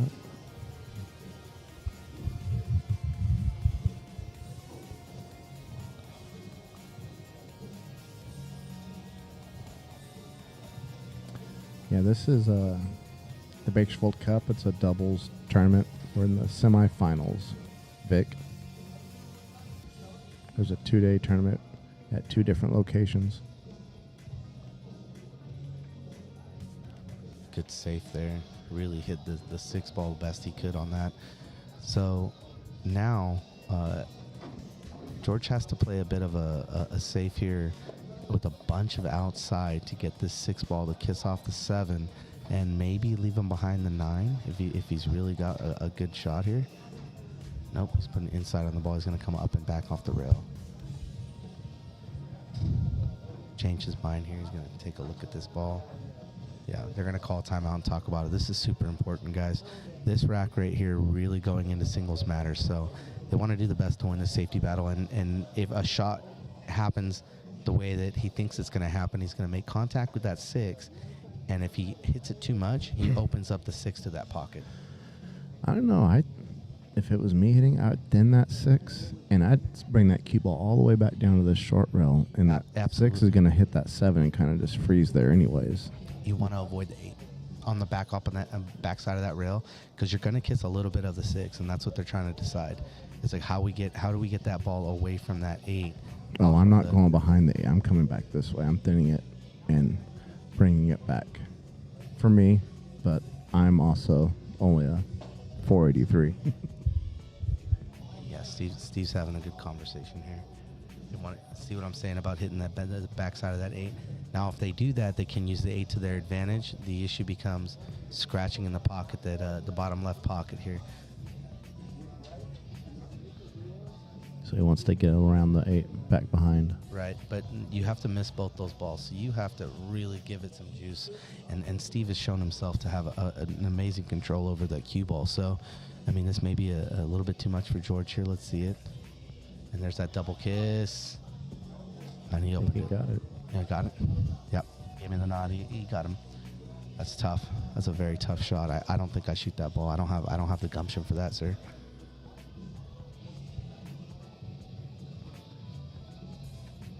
All right, so Joe's gonna play a kick shot. I wonder if he's trying to make this ball. Let's take a look here. Oh, nice try. And he gets a little bit of a roll himself. So Steve's looking at this. He may be able to make this ball. Do we got to look at this one? I'll tell you this. I'm glad we're not counting innings right now. Well, that's the, you know, it's one of those things you kind of get self-conscious about how many safeties you're playing, and then you realize like no one counts the innings when you have a W. No one cares. Yeah. So don't be embarrassed. I had the conversation with someone the other day. I'm still using my cue to measure. I'm still taking my time with shots that I shouldn't, and it's like you get embarrassed about it. You're like, damn, everybody sees this so quick, and my look at the rack takes me so much longer, and it's almost embarrassing. You're like, oh man, I've been playing too long for me to be taking this long to look at this rack, but everybody has their own pace. Well, I know you love seeing me use my little peace sign for the tangent line. I hate it so bad. I hate it so bad for you to hit the peace sign. It's funny though, because it's just basic fundamentals. Like, what's my angle? 42%. What's a peace sign? 45%. We're almost exactly where we need to be. You know, spread it out a little bit. That makes it perfect. So, well, everybody's hand's different size too. So just supposed to give you kind of an idea. And just for a you, reference. you've kind of grasped that well.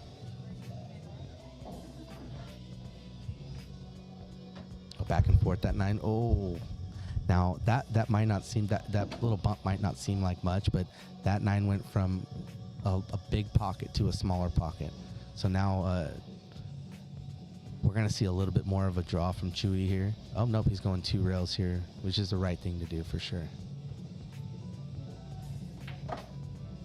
Gotta watch out for that side pocket. Very wide of it. That was a great shot. Yeah. That was a great shot. Definitely. So now we're looking at a 6-3 lead going into the singles matches. We've got Joe Stallman playing with Chewy Perez, Jesus Perez. And there it is, folks. Okay, so This is going to be a challenge. I'd like you to explain the singles now for everybody that's watching to kind of understand the way that this is going to work out for them. So the team that's up, Joseph and Jesus, have to put up first. So they'll say who's going to put up first, and then George and Steve can choose who matches up with them. They're going to lag each rack, so they'll play the first two. So it looks like Jesus put himself up, and Steve's going to come up and play him. And so then George and Joe will play the second one. And then after that one, whoever's got the lead has to put up again in their order. And now, then each person is going to lag for the beginning of each singles match, correct? correct. Doesn't matter if your teammate won the rack, you're going to lag again. That looks like a long lag from Chewy. Oh, Lord. Big bounce, small bounce. Here we go. Well, Chewy looks like he works out, so. Well, he does. He's a long-haul truck driver, you know. So, Steve has the break here, and like we were saying earlier, when in these singles matches, 5 and above can break and run on you. So, everybody on this table right now is capable of breaking and running. This could be a very quick singles match, or a long dragged out one if the boys can put something together and get a couple games on this singles.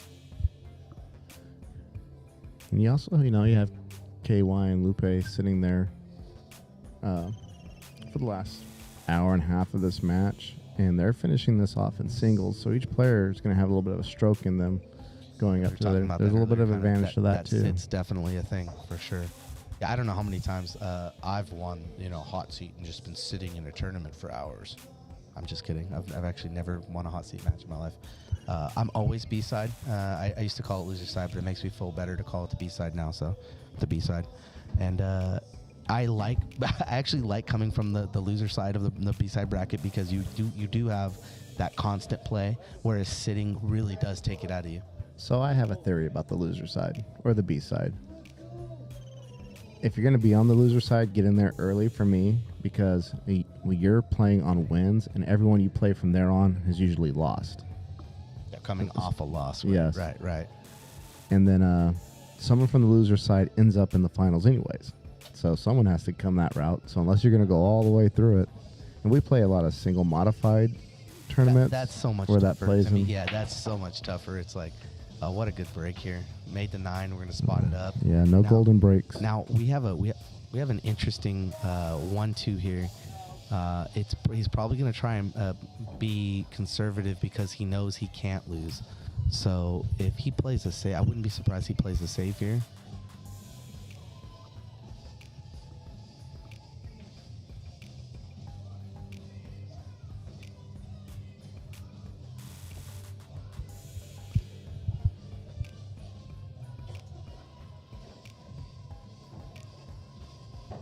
Then again, you don't want your opponent back at the table, so we're going to see him take his time with this one. He might shoot this 1-9, or the 1-2 rather. 2 in the corner off a little bit of a draw shot, little check it over.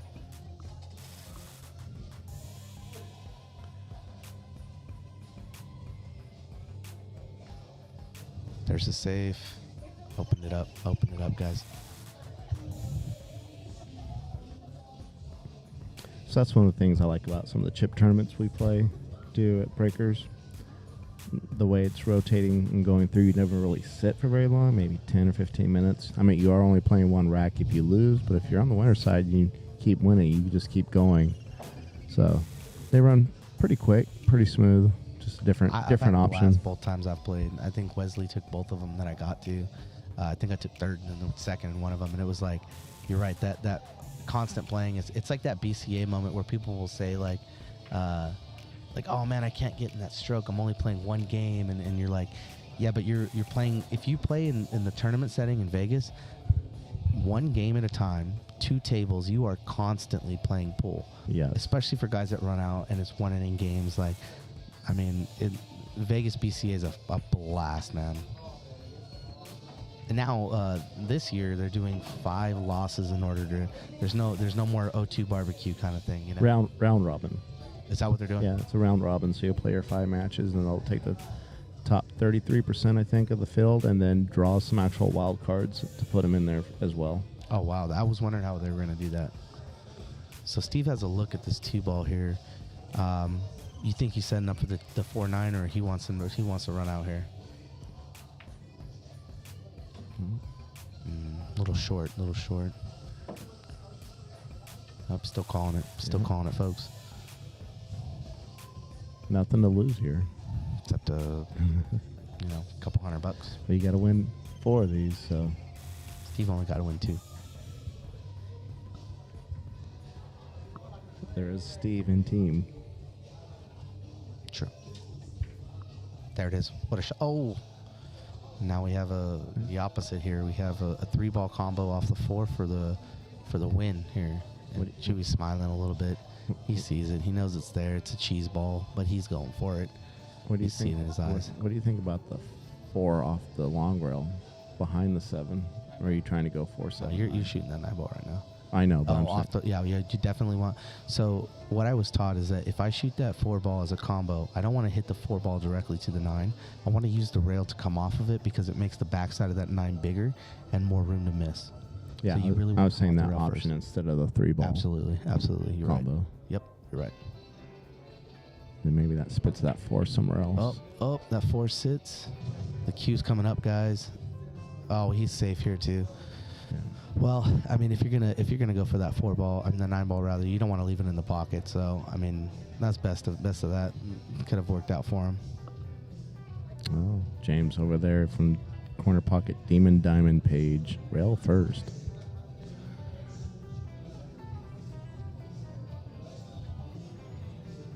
Should have brought a 3rd mic and headset. We could have got James over here with us. Or did he go home? He's definitely not home. Oh no, Yeah. he tried. I mean, he had to bend the heck out of that one.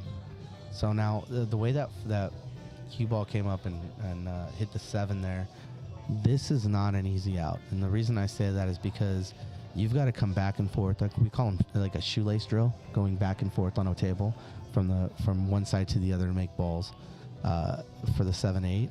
And so this may be tough here. You got to get perfect on the 6 to come back, avoid the 8-9. Just cue ball control, and they got this.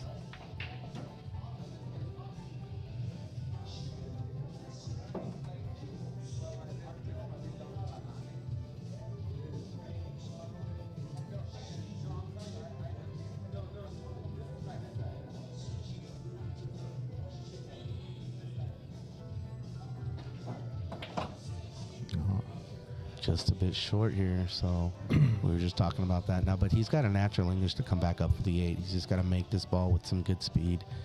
He may be able to use 2 rails here, short rail, long rail, back up for the backside of that 8-ball. He's just got to hit this sweet, no rattle. Up too hard, brother. You're gonna come back up. Yeah, the Demon Diamond here at corner pocket is a 9-foot diamond table with 4-inch pockets. They've been Toughest table in town, hands down. It is for sure, brother. I love the table. Well, we can debate that. You can debate it all you want. Facts are facts.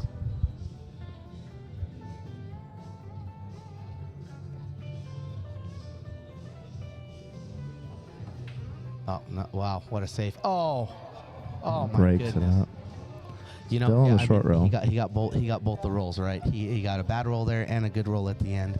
I mean, you can only hope for a safe like that, and then your hopes to be dashed, and then once again the 8-ball sleeks over and he doesn't have a good look at it. So Steve's got some work to do here. He might be looking at this bank shot off the 9 into the side pocket.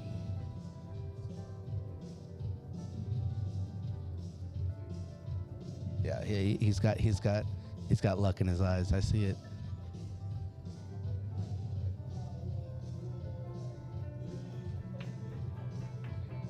What a shot. What a shot. I'd say they're both difficult in their own ways, James.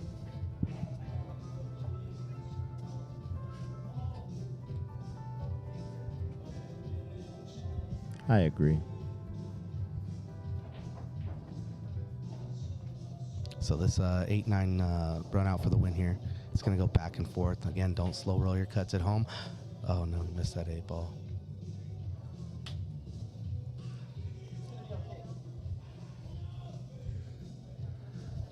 So you think being on the stream affects these guys a little bit? Absolutely No. not. Not at all? No, if it was a... Oh, what a shot. Side pocket. He's good. I think the way that you have it set up, no one even notices it, man. You did a good job. The cameras aren't right in front of your face. You and I sitting here, there's no big, screen protecting us or holding back our speech. So Steve grinded that one out. Gave George the ball back. 6-4 score. It's going to be George and Joe Stallman. They will lag for the break here. We're going to see them shoot for 6-4 on the hill for Joe and Jesus.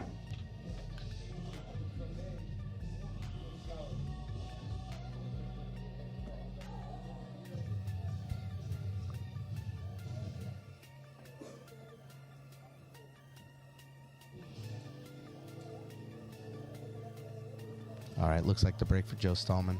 And again, remember, guys, that lags means so much because at this level, you're on a bar box table, every single one of these players can break and run and end the game right now. So giving up that lag is super important.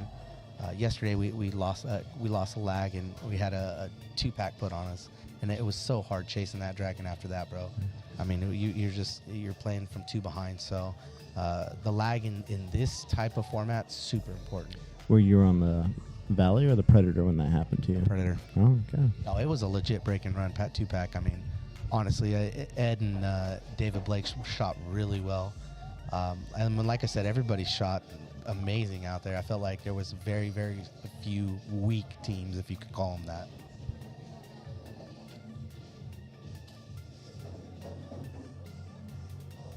Yeah, I would say definitely 90% of the teams had a chance to win this thing in that bracket. Absolutely. There's a couple, All right, Joe to break here, 6-4. He's on the hill with his teammate, Jesus Perez. We're going to get a ball on the break, but no look at the 1. So we do have a push-out rule here. Push is for those decided at home that don't really play the format we play. A push is right after the break. You're able to put the ball anywhere you want, contact any ball you want. As long as you don't make the cue ball, the other person has the opportunity to shoot after you, and they get to decide what's called an option. Either I will shoot that ball, or I'm going to give it back to my opponent who originally shot that ball. So Joe's going to push here. He's going to try and leave himself a shot he knows he can make, but his opponent might struggle with. Let's take a look at this. And George is going to take that ball there.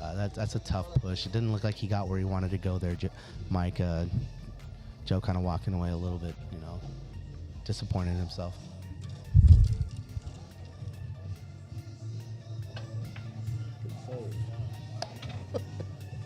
It seemed to have worked out, though. There we go. So Joe's got a shot on the 1 ball now after a miss by George. Kind of sitting there for a minute after the long singles match between the two other players. So maybe taking that into account a little bit here.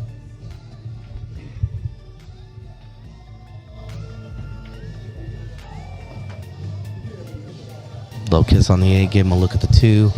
Now he's got an interesting 5 to 9 here. 5 doesn't go because of where the 9 is. He can't get behind it for it to have a pocket.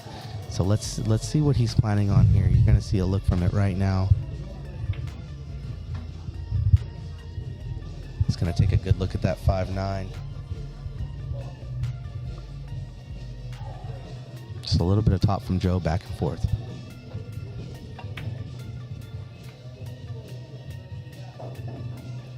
Wow, he tried to get underneath that 5 and actually got rewarded. This is an interesting rack here. This may actually be the game. So George has to make contact with this 4. If he does not make contact, that 5-9 is wired. I believe that 5-9 can go. So this is a big shot here, and he misses it. Oh, no, Oh, he hit it. He hit it. He hit it on the way back. And he's gonna hide that 4. Split everything up. Still made contact. That's a good roll for George there. Well, 4's not really hidden, but They don't have a pocket. And there's the answer there. Okay, so now a little different situation. George cannot hit this 4 ball, and it won't be the end of the match. A little less pressure on him here. Okay, he may be able to see this 4 ball for the cut. but we have that 5, 6, 7 kind of tangled up like we did in the last match. Absolutely. Or last rack. Absolutely. Nice and easy. That ball's going to fall right in. It's going to get behind the 8, though, so he's still got work to do here. He's taking a look at the 1 rail. He's going to use 2 rails to come off this ball and hopefully make it in the bottom pocket where he's at. Nope, hits out with soft. And drops a 6 ball, unfortunately. So we're looking at the 5-7 combo. Where that 5 ends up is going to be the important part here. So you want to make sure that when you make this combo here, if he is shooting this combo, he's I looking at think on that else. kick on the 5 ball, you want to go long, because at least if you hit the long rail, it makes that 5 ball a lot bigger. If you miss it short, you never even you took away the chance. Yeah, you always want to go, if you can, you want to sneak that second rail in there for sure. So Joseph's going to take the 5 in the corner.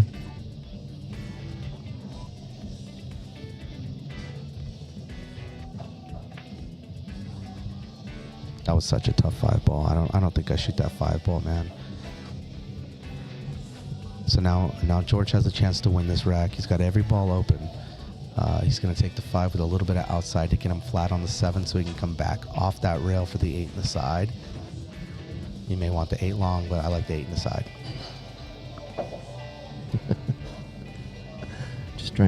Just stretching my legs out here.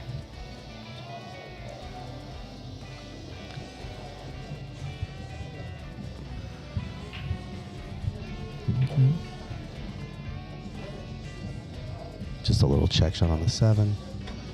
He floated that over very nicely. He didn't want to be on the rail, but he's going to have that to work with to come up for the 9 here. We may be looking at a 6-5 match if George hits this 8 ball. Let's see what he does here. Nice and easy. Good stroke. Easy 9 ball. And now the format, Mike, if he makes this 9 ball here. Jesus and Joe have to put up who's going to be first again because they are in the lead. Got you. So they're going to put a blind here, right? They call that the double blind put up. Correct. Got you. Now, no matter who they put up, it'll be the opposite player playing them. So if Jesus goes up, George will be going up. For me, I think I would put up Joseph. Since he was already on the table, he's still kind of in rhythm. Steve's been sitting. So that gets George off the table, lets him cool down a little bit, and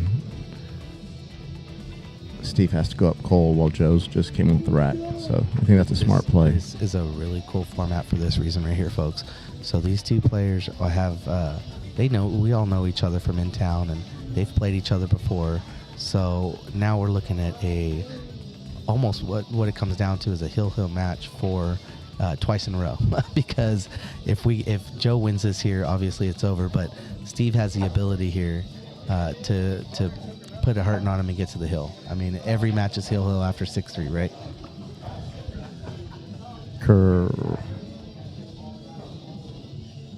What was that question again? I wasn't. Okay. Well, the great thing about Bakersfield Billiards right now, we have Bakersfield Billiards. It's not a place. It's all the billiards halls here, and the teams and the players. We have a good family of pool players. A lot of fun rivalries, but makes the game good. Yeah, so we have a good thing going here in town.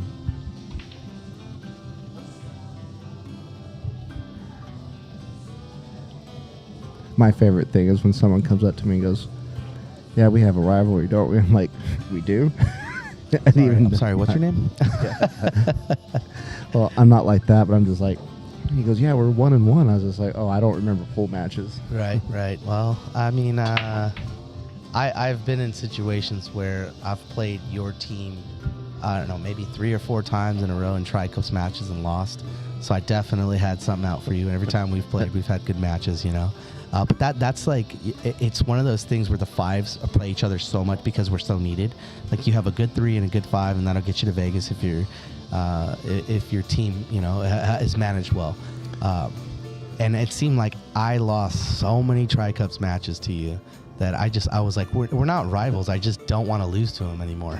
Well, I think we have a good, fun little rivalry with each other. Just it's not a real rival. It's but fun it's just to fun. grow with your friends. That you know, you get to a certain pool level, and like all your friends are progressing at the same rate, or you are, or at least you hope, right? You could be the guy that's not getting there, you know, as quickly as everybody else, or you could be the guy that's like trying to pull your friends along. Oh, that is a mistake and a big one because that 3-9 combo looks juicy. This might be it, folks.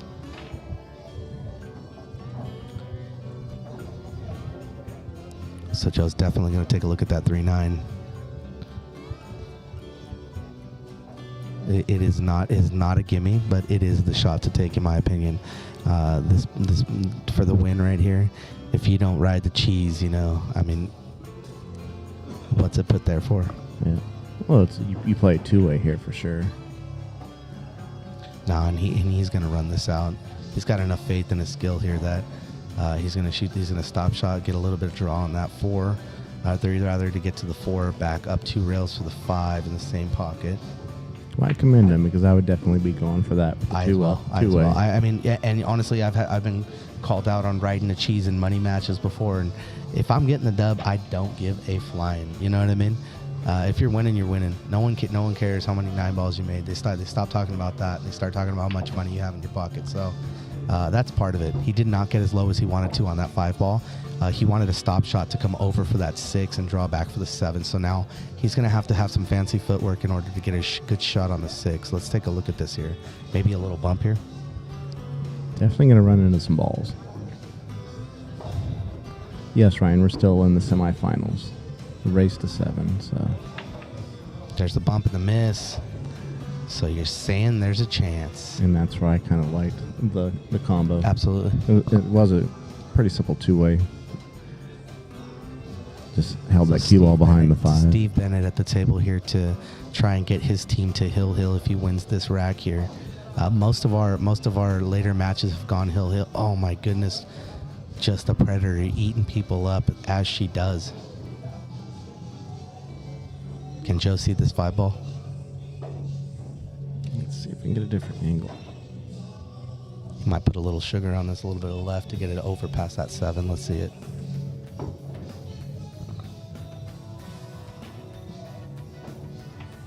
Oh. I don't know. That didn't look like a good hit for me, but we could take a second look here. I think he hit the 5 first. Me and Mike are turning around watching the screen behind us, folks. Yep, good hit. Oh, but a miss on the 6 here leaves Steve with a difficult 6 ball. Even if he makes this ball going back and forth all the way down the rail, he's going to have an interesting 7. So this is by no means an out ball here.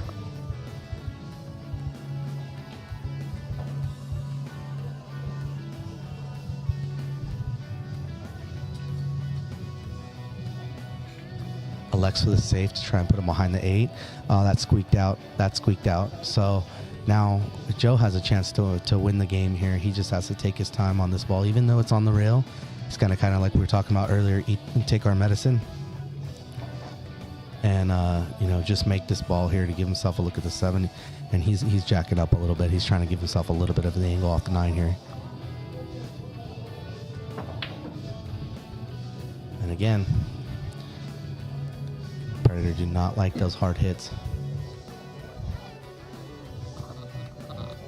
oh, so the 49ers came back and beat the Lions. Did not see that. Unfortunate. I was going for the Lions there.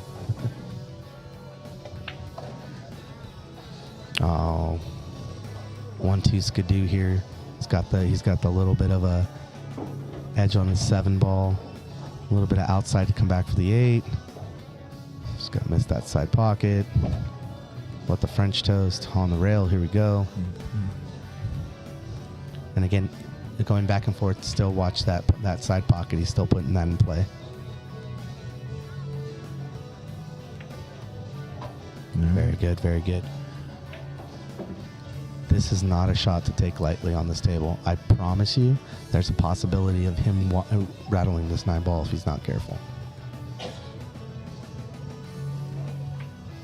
All the care in the world. All right, guys, hill. Here we go. Hey, this is a match right here. They came down from 4. You're on the wrong side there.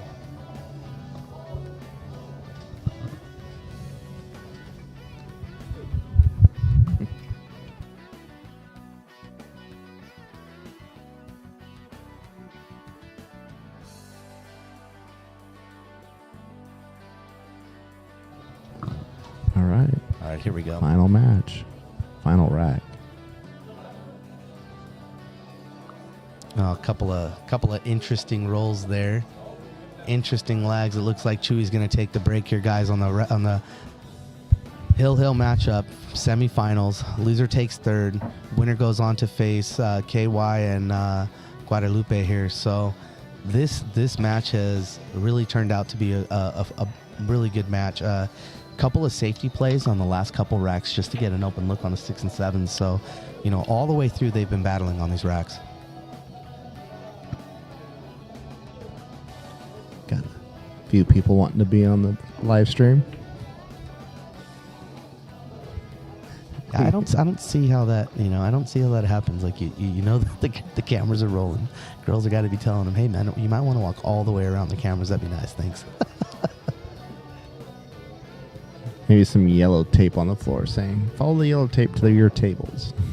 It's almost what's needed in order to keep regular normies out of the pool area. Well, they don't know.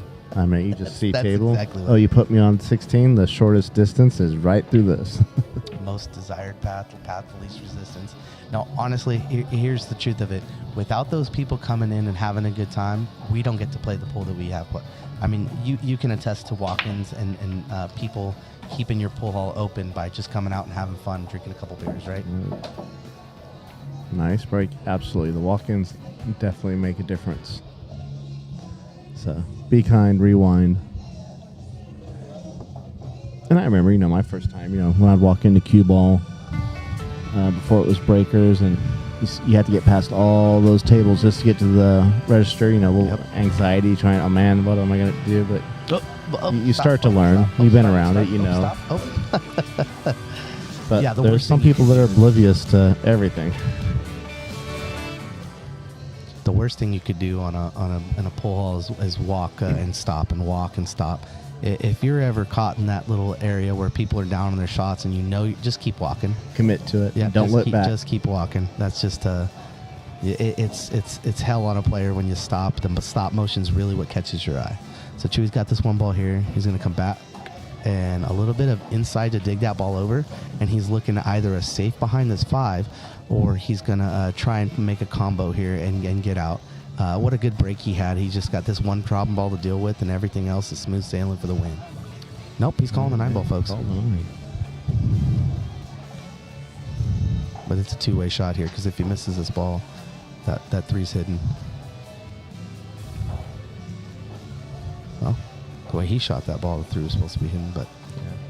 Yeah, I was definitely thinking safety there, kind of roll it right up behind there, and then you kind of have a chance for the breakout and the out from there. But George is kind of in a tough position too, because this ball's not easy, and it's not easy to get back for. So he's going to play the safe here, just a small checkup shot on the 3 to the small diamond here on the short rail.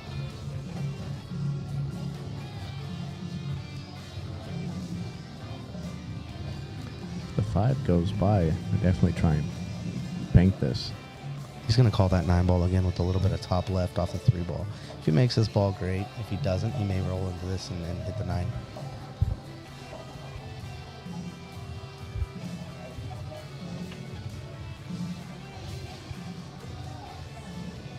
again. Here we go. This 3 to the 5 is very difficult, folks. That 8 makes it hard because he's got to come around these rails. So we'll see how he does here to miss this 8, come all the way around and get a look at the 5.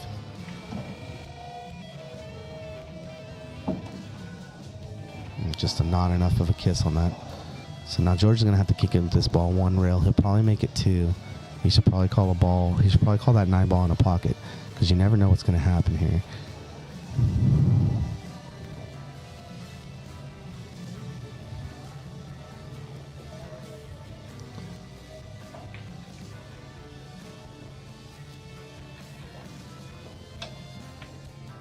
Oh my goodness. That's a very unfortunate roll there. Yeah, clipping that 8 at the end kind of hurt him, or the cue ball may have got back down to the short roll.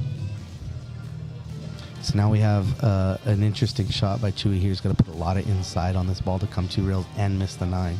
Now he's calling the 9 again.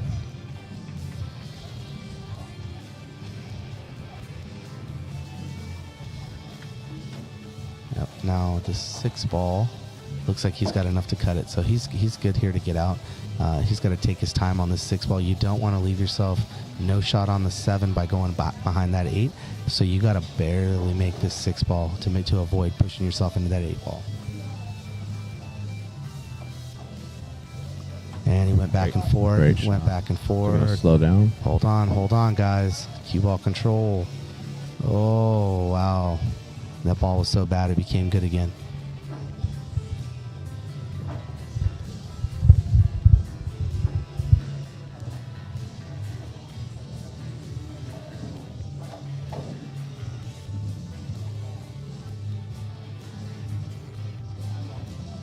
This is the 3rd shot in a row that he has called the 9 ball. Gotta be careful you don't get underneath it, though.